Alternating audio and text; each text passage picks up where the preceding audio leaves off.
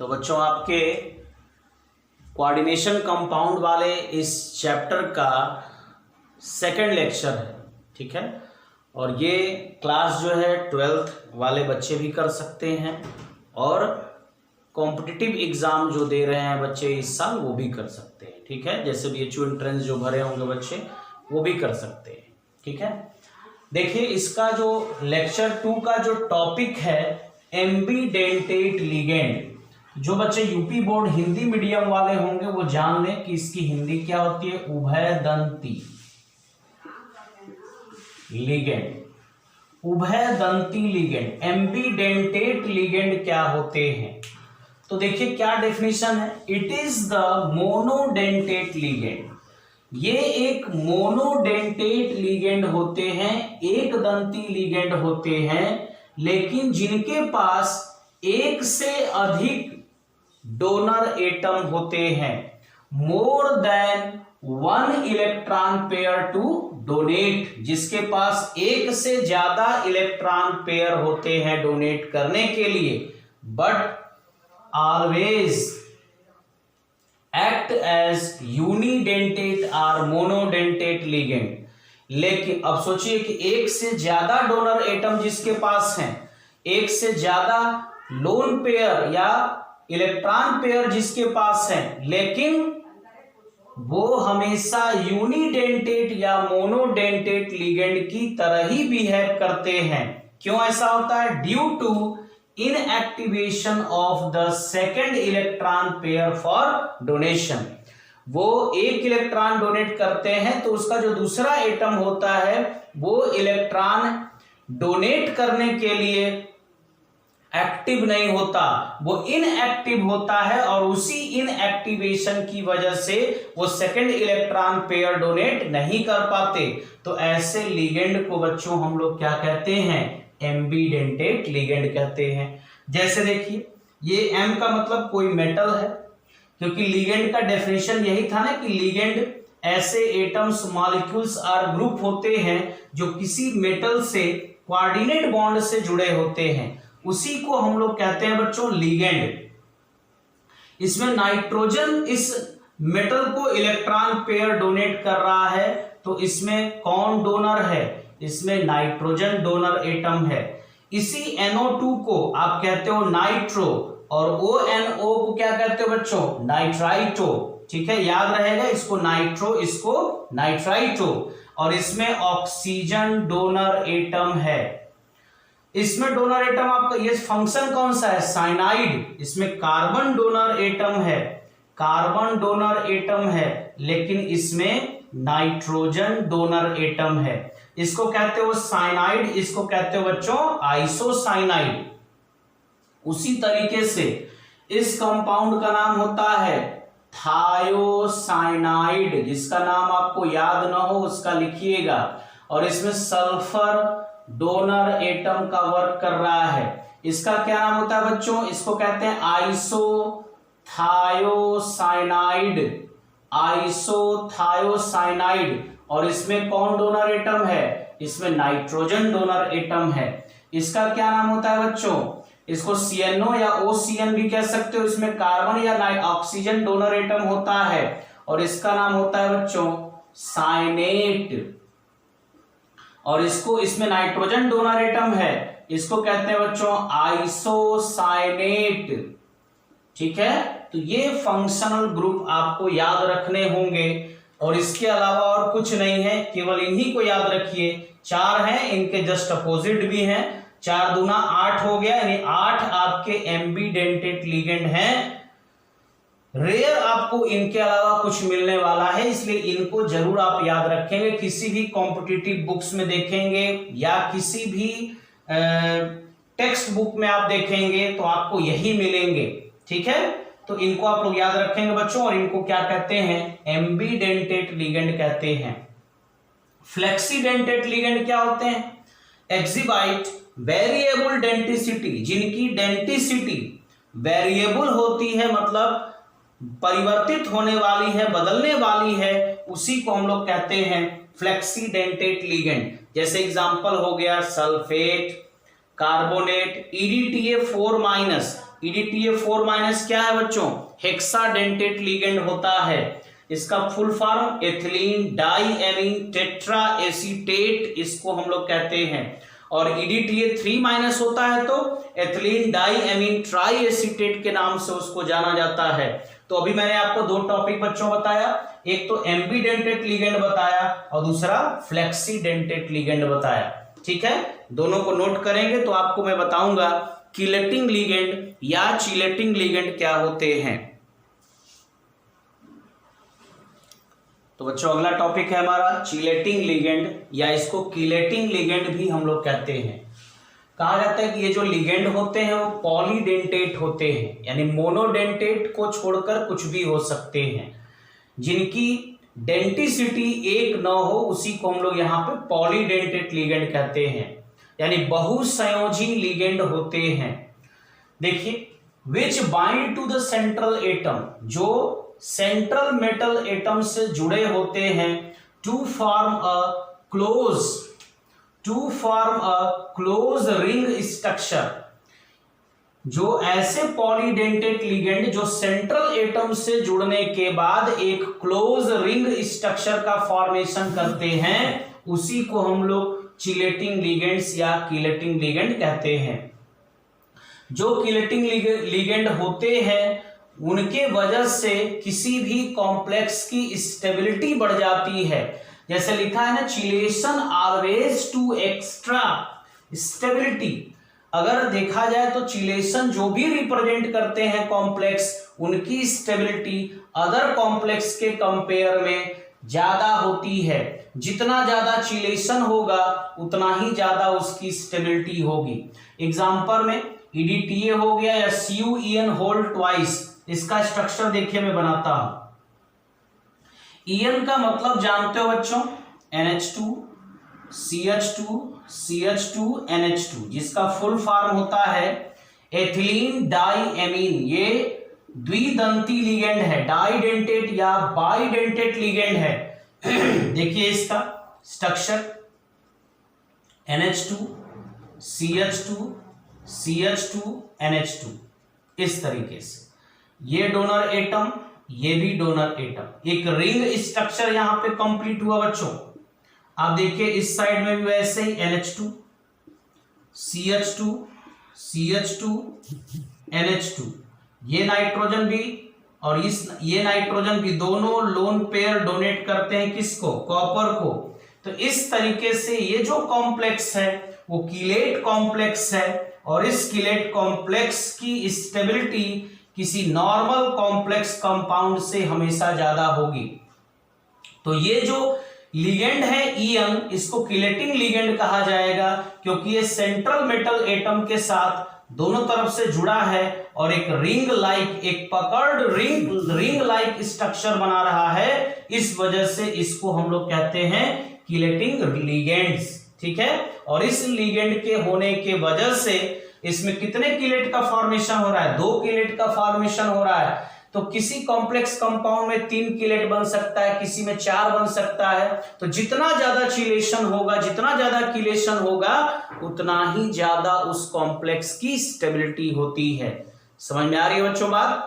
इसको आप लोग ध्यान से समझ करके करेंगे। ठीक है, इसके बाद हम लोग बात करते हैं बच्चों कोऑर्डिनेशन नंबर और ऑक्सीडेशन नंबर क्या होता है।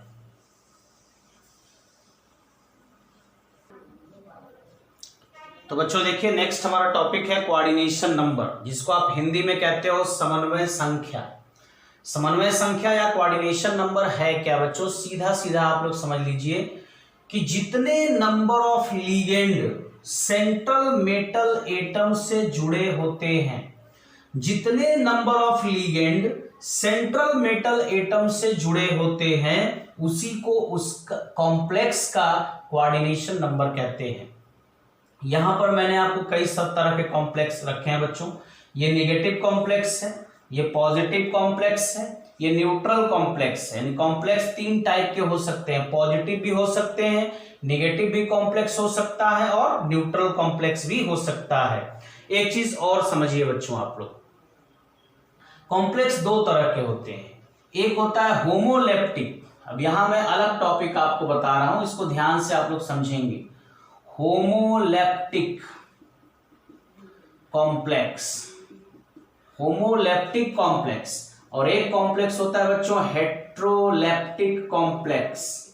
समझिए कि होमोलैप्टिक कॉम्प्लेक्स और हेट्रोलैप्टिक कॉम्प्लेक्स में डिफरेंस क्या है। जब सेम टाइप लिगेंड किसी भी कॉम्प्लेक्स में हो, जैसे सिर्फ साइनाइड है, सिर्फ अमोनिया है, सिर्फ ऑक्सलेट है, तो इसको कहते हैं हम लोग होमोलैप्टिक कॉम्प्लेक्स। लेकिन अगर किसी कॉम्प्लेक्स में एक से ज्यादा यानी डिफरेंट डिफरेंट टाइप्स के लिगेंड हो, जैसे यहाँ पे ईएन एथिलीन 1,2 डाइएलीन भी है और आपका क्लोराइडो भी है यानी क्लोरो ग्रुप भी है, क्लोरीन भी है, तो इस कॉम्प्लेक्स को हम लोग हेट्रोलैप्टिक कॉम्प्लेक्स कहेंगे। तो जिस कॉम्प्लेक्स में एक ही टाइप का लिगेंड होता है उसको होमोलैप्टिक कॉम्प्लेक्स, और हेट्रोलैप्टिक कॉम्प्लेक्स किसको कहेंगे बच्चों, जिसमें डिफरेंट टाइप के लिगेंड होते हैं उसको हेट्रोलैप्टिक कॉम्प्लेक्स कहते हैं। तो समझिए, it is the number of ligands by which central metal is surrounded in coordination sphere. Coordination sphere ये है, और इसमें जितने नंबर ऑफ लिगेंड इस सेंट्रल मेटल एटम के सराउंडिंग होंगे उसी को कहते हैं कोऑर्डिनेशन नंबर, या it is the number of coordinate bonds around central metal ion in a complex, या जितने नंबर ऑफ कोऑर्डिनेट बॉन्ड इसके अराउंड होंगे उसी को इसका कोऑर्डिनेशन नंबर कहा जाता है। तो बताइए इसका कोऑर्डिनेशन नंबर, समन्वय संख्या क्या होगा। कितने नंबर ऑफ लिगेंड है बच्चों, 2 नंबर ऑफ लिगेंड है, तो इसका कोऑर्डिनेशन नंबर, इसकी समन्वय संख्या क्या हो गई 2। इसका कोऑर्डिनेशन नंबर कितना होगा, कितने नंबर ऑफ लिगेंड है 4, तो इसका कोऑर्डिनेशन नंबर हो गया बच्चों 4। कोऑर्डिनेशन नंबर इसका कितना होगा 3 है, तो आप कहोगे बच्चों की कोऑर्डिनेशन नंबर इसका 3 होगा, लेकिन ये रॉन्ग है। ध्यान दीजिए बच्चों, ये नहीं कि बस देखा कॉम्प्लेक्स और तुरंत पगला गए और लिख दिए कितना कॉम्प्लेक्स का वो कोऑर्डिनेशन नंबर है। बहुत ध्यान से, इतना इजी नहीं है लेकिन है बहुत इजी अगर आप ध्यान देंगे तो ऑक्सलेट क्या है बच्चों, ऑक्सलेट आप जानते हो कि डाइडेंटेट लिगेंड है, इसमें 2 डोनर एटम है, 2 कॉम्प्लेक्स, 2 इसमें कोऑर्डिनेट बॉन्ड ऑलरेडी है और उसका थ्राइस कर रहे हो, तो 2 3 कितना होगा 6, तो इसका कोऑर्डिनेशन नंबर कितना होगा 6 होगा। इसका मतलब ये डाइडेंटेट लिगेंड है, और डाइडेंटेट लिगेंड का अगर होल थ्राइस है तो 2 3 6, तो इसका कोऑर्डिनेशन नंबर कितना हो जाएगा बच्चों 6 हो जाएगा। चलिए इसके कोऑर्डिनेशन नंबर की बात करें, ये तो डाइडेंटेट लिगेंड है तो 2 2 क्या हो जाएगा 4, और ये मोनोडेंटेट है तो इसका तो केवल 2 क्लोरीन है, तो इसकी डेंसिटी हो गई 2 और ये हो गया 4 और 2 कितना हो जाएगा 6, तो इसका कोऑर्डिनेशन नंबर बच्चों क्या होगा 6। एक बार और ध्यान से समझिए, ये डाइडेंटेट लिगेंड है तो डाइडेंटेट लिगेंड का होल ट्वाइस है तो 2 2 क्या हो जाएगा 4, बाकी ये 2 लिगेंड 4 और 2 क्या हो जाएगा 6, तो इसका कोऑर्डिनेशन नंबर, इसका समन्वय संख्या कितना होगा 6 होगा। इसका कोऑर्डिनेशन नंबर देखिए, ये आपका डाइडेंटेट लिगेंड होता है और डाइडेंटेट लिगेंड का होल थ्राइस है 2 3 6 कोऑर्डिनेशन नंबर, बाहर कुछ भी हो उससे कोई मतलब नहीं होता, सिर्फ लिगेंड को देखा जाता है। इसका कोऑर्डिनेशन नंबर, साइनाइड तो मोनोडेंटेट है तो इसका कोऑर्डिनेशन नंबर कितना होगा 8, ये तो न्यूट्रल है और मोनोडेंटेट है तो इसका कोऑर्डिनेशन नंबर कितना होगा 5। ये बच्चों आप देखिए कॉम्प्लेक्स को, इसको कहते हैं ट्राइफेनाइल फास्फीन है, C6H5 का होल थ्राइस P का मतलब ये ट्राइफेनाइल फास्फीन, और ट्राइफेनाइल फास्फीन को PPH होल थ्राइस ऐसे भी लिखा जाता है, ट्राइफेनाइल फास्फीन, ये ट्राइफेनाइल हो गया, ये फास्फीन हो गया, तो ये मोनोडेंटेट लिगेंड है और मोनोडेंटेट का होल थ्राइस है तो 1 3 तो 3 ही होगा, तो इसका कोऑर्डिनेशन नंबर बच्चों कितना होगा 3 होगा। तो इस तरीके से आप लोगों ने सीखा कैसे निकाला जाता है कोऑर्डिनेशन नंबर। अब मैं आपको बच्चों बताऊंगा ऑक्सीडेशन नंबर कैसे निकाला जाता है। जिसका आपने अभी कोऑर्डिनेशन नंबर निकाला है उसका अभी मैं आपको बताऊंगा बच्चों ऑक्सीडेशन नंबर कैसे निकाला जाता है।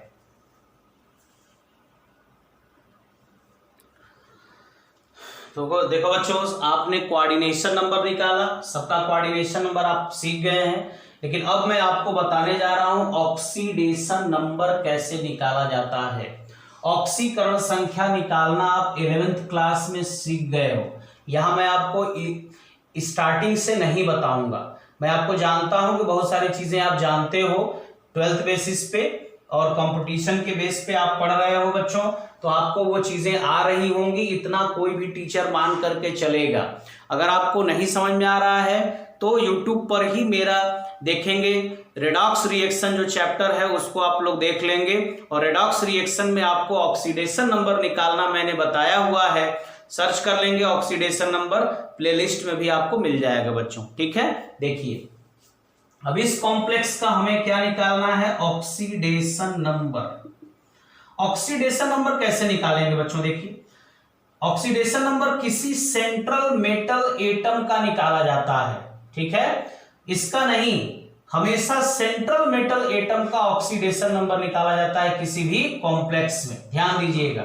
तो इस कॉम्प्लेक्स का अगर मान लीजिए हमको निकालना हो AgCN होल ट्वाइस माइनस इसका, अगर हमको ऑक्सीडेशन नंबर निकालना है तो किसका निकालना है, सिल्वर का।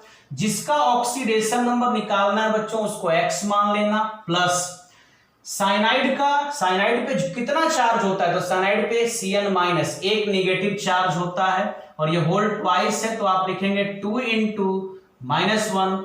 इस पूरे कॉम्प्लेक्स पे चार्ज कितना है, -1 equals to -1, and X is equal to, आप सॉल्व करेंगे बच्चों तो आपका आएगा +1, यानी इस कॉम्प्लेक्स का ऑक्सीडेशन नंबर इस सेंट्रल मेटल एटम का कितना है, +1। चलिए इसकी बात करते हैं बच्चों, CuNH3 होल 4 2+, इसका कैसे निकालेंगे, कॉपर का ऑक्सीडेशन नंबर। जिसका ऑक्सीडेशन नंबर निकालना है बच्चों उसको आप X मान ले, +4 इंटू अमोनिया पे कोई चार्ज नहीं होता, 4 इंटू 0 इक्वल्स टू कितना चार्ज पूरे कॉम्प्लेक्स पे है, +2, तो X इज इक्वल टू क्या आ गया, +2।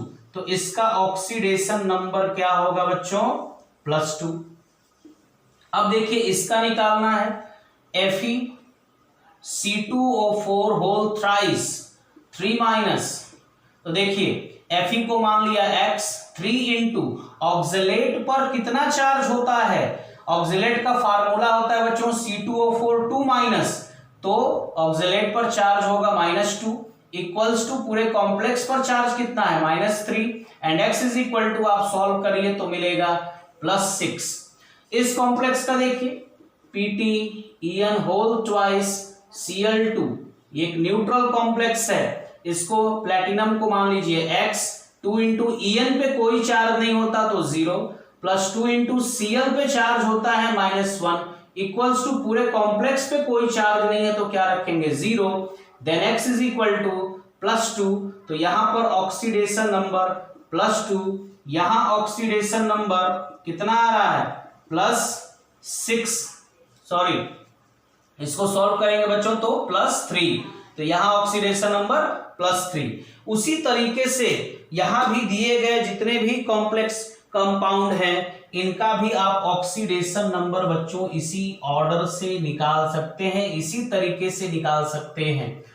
आपको मैंने कोऑर्डिनेशन नंबर निकालना बताया, ऑक्सीडेशन नंबर निकालना बताया, ठीक है, और भी ये जो 3-4 एग्जाम्पल है इसको भी देख लीजिए। इसके बाद आप अपने से बहुत सारे एग्जाम्पल्स बच्चों एनसीईआरटी की बुक से लगा सकते हैं, किसी कॉम्पिटिटिव एग्जाम की बुक से आप लगा सकते हो, जैसी आपकी इच्छा हो उस हिसाब से आप करेंगे बच्चों, ठीक है। पढ़ेंगे तो भी ठीक, नहीं पढ़ेंगे तो और बहुत अच्छा है, ठीक ना, ध्यान दीजिए। तो Fe को क्या मानेंगे, X, 3 इंटू En पे कोई चार्ज नहीं, +3 इंटू -1 Cl पे चार्ज होता है, इस पूरे कॉम्प्लेक्स पे कोई चार्ज नहीं 0, then X is equal to क्या आएगा +3। इसका ऑक्सीडेशन नंबर बच्चों हो गया +3। इसका निकालेंगे MoCN होल 8 4 माइनस, MO को X मान लीजिए, 8 इंटू साइनाइड पे -1 चार्ज और इस पूरे कॉम्प्लेक्स पर -4, and X is equal to आप सॉल्व करेंगे तो बच्चों क्या आएगा +4। तो इसका जो ऑक्सीडेशन नंबर है वो क्या है, +4 है। इसका निकालिए FeCO होल 5, Fe को x मान लीजिए, 5 इंटू CO पे कोई चार्ज नहीं, कॉम्प्लेक्स पे भी कोई चार्ज नहीं, then x is equal to 0, तो इसका जो ऑक्सीडेशन नंबर है बच्चों 0 आएगा। इस कॉम्प्लेक्स कंपाउंड का निकालिए RH C6H5 whole thrice P, triphenyl phosphine whole thrice, और इस पूरे कॉम्प्लेक्स के बाहर क्या है Cl। देखिए RH को x मान लीजिए, इस पे कोई चार्ज नहीं होता बच्चों, तो 3 इंटू 0 प्लस Cl पे एक माइनस चार्ज इक्वल टू 0, क्योंकि कॉम्प्लेक्स पे कोई चार्ज नहीं, इक्वल, हालांकि न्यूट्रल कॉम्प्लेक्स नहीं बच्चों, आप इसको तोड़ोगे तो Cl माइनस, तो इस पे आ जाएगा प्लस। इसको कॉम्प्लेक्स को कभी न्यूट्रल मत समझना, अभी चार्ज शो नहीं हो रहा है इसलिए मैंने 0 लिखा है। तो x इज इक्वल टू यहां पे क्या आ गया +1, तो इसका ऑक्सीडेशन नंबर क्या आ गया +1। तो आप देखिए जो भी आपके सामने कॉम्प्लेक्स दिए गए हैं बच्चों, उसका हमने आपको कोऑर्डिनेशन नंबर और ऑक्सीडेशन नंबर दोनों निकालना आपको बता दिया है। इसके बाद अब मैं आपको बताने जा रहा हूं इफेक्टिव एटॉमिक नंबर, प्रभावी परमाणु क्रमांक क्या होता है। तो बच्चों आप लोग नेक्स्ट टॉपिक देखिए, इफेक्टिव एटॉमिक नंबर क्या होता है। EAN रूल के अकॉर्डिंग हम लोग पढ़ेंगे इफेक्टिव एटॉमिक नंबर, जिसको कहते हैं प्रभावी परमाणु क्रमांक। क्या है, किसने दिया? ये जो थ्योरी है, ये जो सिद्धांत है, वो लॉरी और सिज्विक ने दिया था। इनके according total number of electron associated with metal ion in a complex entity या in a complex compound is called EAN। Total number of electron जो एसोसिएट होते हैं मेटल आयन से किसी भी कॉम्प्लेक्स एंटिटी में, उसी को हम लोग इफेक्टिव एटॉमिक नंबर कहते हैं। किसी भी कॉम्प्लेक्स का इफेक्टिव एटॉमिक नंबर जितना ज्यादा होगा, वो कॉम्प्लेक्स उतना ही ज्यादा स्टेबल माना जाता है। Central metal ion have tendency to achieve atomic number of nearest inert gas, ठीक है, element during formation of complex called effective atomic rule. Central metal ion की टेंडेंसी होती है अपने नियरेस्ट इनर्ट गैस के, इनर्ट गैस जो भी उसका नियरेस्ट होगा उसके एटॉमिक नंबर के बराबर अपना अगर वो इफेक्टिव एटॉमिक नंबर अचीव कर लेता है, तो उसी कॉम्प्लेक्स की स्टेबिलिटी बहुत ज्यादा होती है।